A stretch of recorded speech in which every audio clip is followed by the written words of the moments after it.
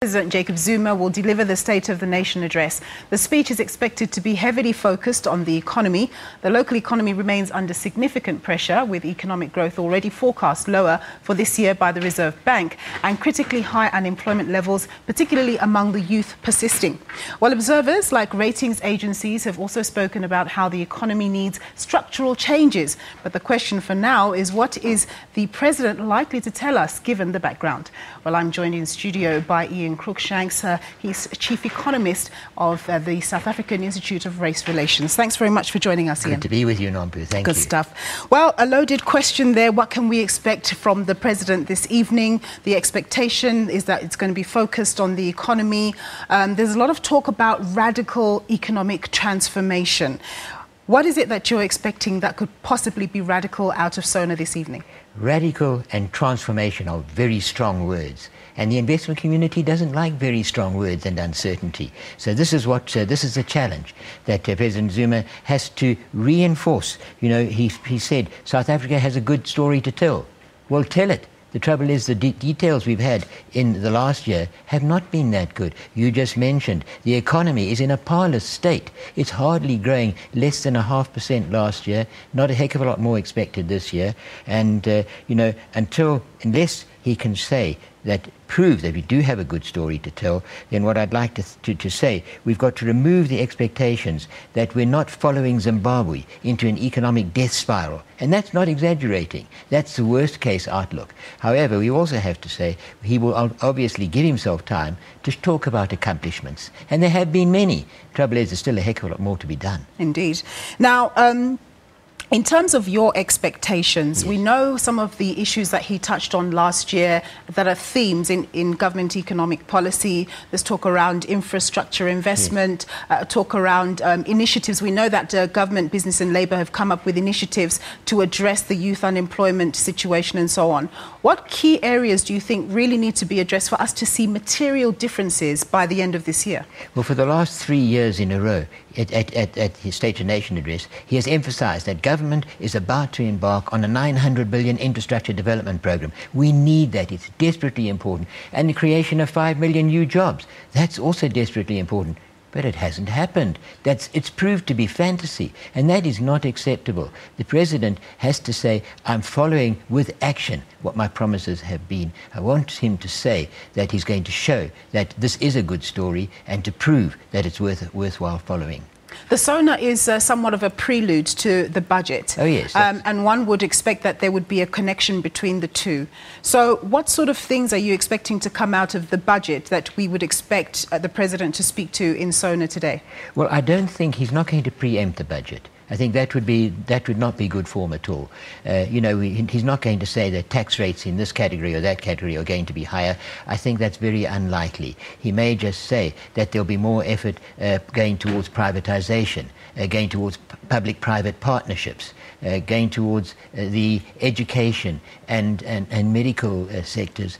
That remains to be seen. But we need to have a positive identity that this is what the primary aim, and that he's decided or accepts that, as you just said, the private sector's on his side.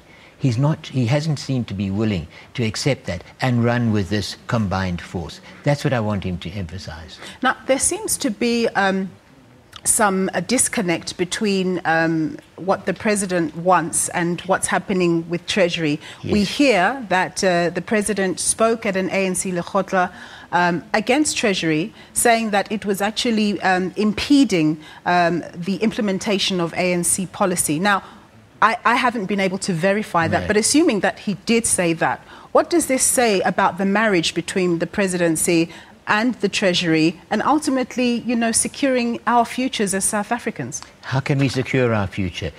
We need certainty on the independence of the Reserve Bank, of the Treasury, to know that when we budget certain expenditures, that we stick to it, that we live within our means. He must give assurances on that. We must be certain of it, because if we see that we're going to continue running up higher budgets getting more into debt, living beyond our means, we're going to find that the cost of funding government, the cost of borrowing is going to go up, and it's going to be more difficult to access it, and that's going to be difficult for everybody in the business sector and the consumer sector in South Africa. So there's a lot of confirmation that we're desperately keen to know.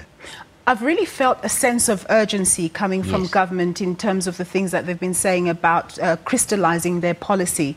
We heard out of the mining indaba, the minerals minister, saying that we're going to see a draft of the mining charter sometime next month, and we're going to see, hopefully, the finalization of the mineral bill that's been outstanding for years now by June. Now, assuming that these things actually do happen and they're crystallized, surely that's a good news story for South Africa in terms of foreign direct investment. Yes, it should be. I say should be because there's nervousness. You know, at the mining indaba, the leaders of the mining sector, the private, from all over the world, have said, give us certainty of the sanctity of our assets, so that we know once we've established a big capital project, it's going to remain ours, we're going to get the benefit of it. Give us certainty of a constant electricity supply, and give us certainty that the labour movement understands there's a direct relation, to straight line, between productivity and reward. Then we will be queuing at your door to invest. Now, Mr. Zuma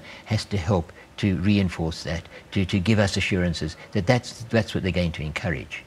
What's the likelihood of that, given the fact that there is some pressure in terms of land reform and land redistribution, especially when you've got EFF in the wings, which is gaining a lot of traction? Indeed. Well, I think that we've got to have certainty. If we want foreign investment, foreign direct investment, big capital inflows, we've got to be sure that the sanctity of assets is assured, that we're not going to find that there will be farm takeovers, land grabs without compensation in any other sector either. That's very important. The president can do that. He can say that's not the way we're going to do this, to address this redistribution. Of course, redistribution is important. It really is. But you've got to have certainty. And, you know, just to say, so what's happening in the meantime? Well, on the JSE, there's already in the first month been an outflow, net sales of South African securities of 20 billion rand. That's a huge amount. Now, we've got to be sure of reversing that, so we can get that investment and you know, potential for growth here again. All right, Ian, we're going to leave it there. Thank you very much for your insights, as always. That was Ian Cruickshanks. He's the Chief Economist at the South African Institute of Race Relations. More on SONA 2017 after the break. We take to a small business Johannesburg hub in a moment.